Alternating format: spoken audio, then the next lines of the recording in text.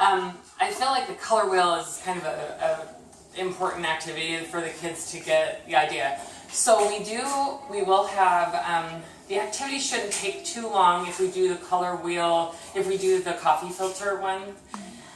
So the coffee filter is essentially, you wet down, you spray the coffee filters, and then you just put the 3 primary colors, and then they just start to blend. And the way they can actually, I thought maybe for the older kids, I would bring Q-tips, and they could kind of do some more, like a design that was a little cooler. But then they could really see how the colors blend. And then black paper, because it's round, I'd have circles cut so that they could kind of mat them. And then they would hang them in the window, and they would be kind of, that was the idea. So it's not a very complicated art project. So there's certainly other art projects that you could do that would be a lot more, a lot more fun or more involved. One of the things I wanted to make sure the kids understood is that the difference between analogous and complementary colors. So when you have, it was amazing to me, my little kindergartners really got it, that analogous, if you are using analogous colors, the colors that are right next to each other on the wheel, and if I could get this apart, I just barely made these, okay. So if you're using analogous colors and they're all kind of the same, it makes for a pretty boring painting. If you use complementary colors, it's a lot more exciting. So typically if you look at a painting and it's exciting, like Van Gogh, you look at anything that's going to be exciting is going to have complementary colors in it. And I think the kids, that was one thing we tried to do. One of the projects that we did, we tried to duplicate,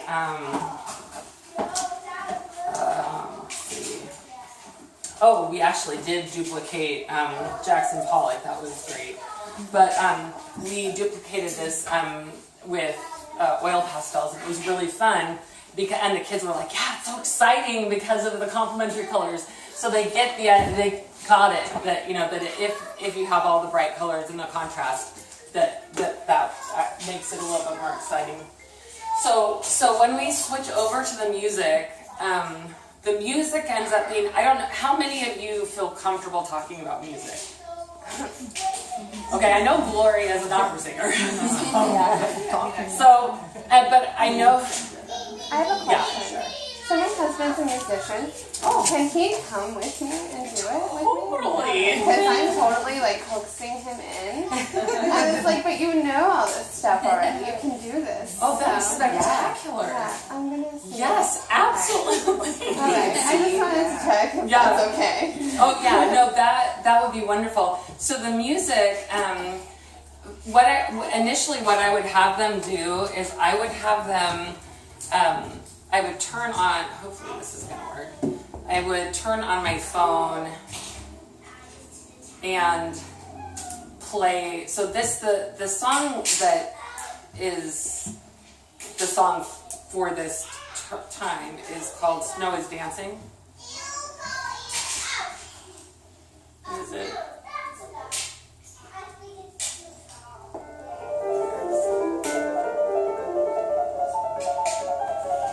So it actually sounds, he was like, what? Yeah. It actually sounds from the very beginning, it really sounds like snow. It's an incredibly hard piece to play. I remember as a kid trying to learn this piece and it never sounded smooth. It was really hard for me.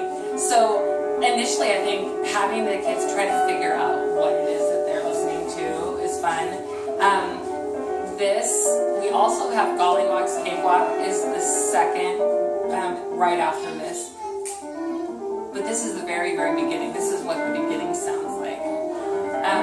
So trying to get them to understand that, and then if you can get them to kind of get that feeling, then you can say, okay, what are the 4 musical elements? So we've got melody and harmony and rhythm and dynamics. And so to get the kids, it does get quiet and it gets loud, and you can have the kids if they want to be involved in the dynamic, okay, we're going to do dynamics. They get really, really small if it's quiet. Have them get really, really big if it's loud. One of the things I love doing with the kids is having them understand the difference between rhythm and beat. And so cut the classroom in half and have the kids tapping the beat, and then row, row, row your boat, and so you're getting the beat and the rhythm, and the kids start to get an idea of the two different things. So really anything you can add music related. If you're not super comfortable with the music, this is really beautiful music. And what I thought would be fun with the little kids, if they weren't really if you didn't want to make a big mess out of the food dye, I have made these, and the kids love to play with these. And so typically I'll pass them out. And then I'll have them start, like with the snow, I'll have them start really, really small, and then they'll start kind of moving around and try to get them to really, like, range of motion, get all over. So, sixth graders aren't really going to love this. I'm not sure if Natalie's class is going to go for that.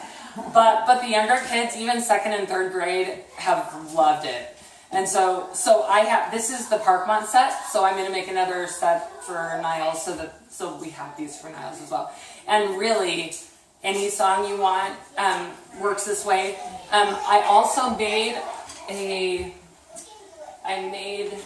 this to kind of explain that when you add the harmony in, it adds the color to it, so you can get a feel for that. And then I also did the dynamics. I made a demonstration for the dynamics. And if you can get anyone in the class that takes any instrument whatsoever, usually I will have that kid come up to the front and we'll play the song, and I'll have them do dynamics with the kids.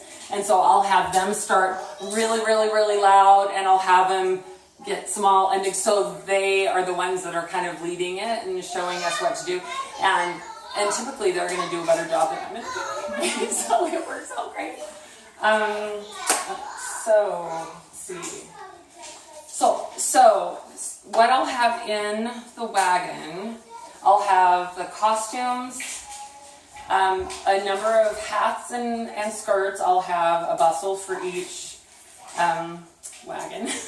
And then I will have, I have some supplemental prints and the regular prints. So I'll make sure that there's some impressionism and some realism and even some non-objective. I'll probably put some Jackson Pollock. I actually have a few Rothko and other Frankenthaler, a couple of non-objective art as well. Is the wagon going to change every month? Yeah. Okay, so it's not going to all be in there, and then I'll have to go through it. Okay. So what I'll do each month, so in the past what I've done, and I know there is one portfolio at Niles, and it's just sitting on a shelf. So I'm going to box, like a big wooden box that's full of art pieces to it. Oh, yeah, for the posters. It's huge. It's a big that's why the posters are in pristine condition. Yeah. The ones that were at Parkmont were molding. They had them in like a random, they're horrible. So I was able to replace a bunch, but the ones that you guys have are in much better shape. I am going to replace your, I'm going to take the author, these guys, Salvador, I'm going to take these and put them on that board. So I'll cut this off here and just put his name, so they'll look like the ones that we have at Parkmont, just so, because these are impossible to use, they just, So I'll do that to these. I'm not sure if I'll have them ready for this time, but I'll do my best to get those ready. So I'll have the portfolio, and so my husband's helping me put together a calendar. So in the past I have run the calendar and tried to get all the updates, but I'm not the most organized person on the planet, and inevitably somebody will say, oh, I want this day, and I didn't get it in time. So what we're going to do is I'll make it so everybody has edit access, and you can change your dates however you want to have it changed.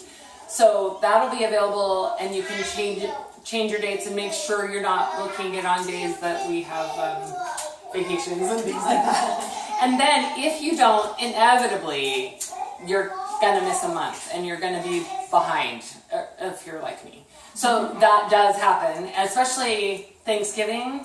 And we don't have a December one, so a lot of times we move that November lesson moves into December. I will take the portfolio, and I think I'll probably get another bag and just put everything that I had in the wagon on a shelf in there and have the new stuff to go in it. So we'll always have 2 months worth in there just in case. So that should help.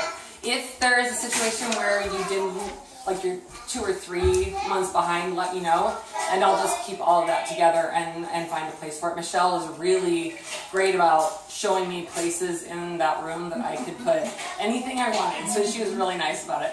So yeah, if you want to skip over something but you want to go back, I know Rembrandt wasn't covered at all, but I love Rembrandt, and I have a couple extra Rembrandt additional prints. So if you want to do Rembrandt, it is at the end of the year, but if you decide you'd rather do Rembrandt at Christmas time, or if you want to skip it all together and do a Jeopardy lesson in April, Jeopardy is always really fun to do too. So I'll have lists of questions for you for the Jeopardy lessons, and then I'll just take all the prints and put all the prints in the wagon. And so hopefully that will work. Does that sound good? Okay.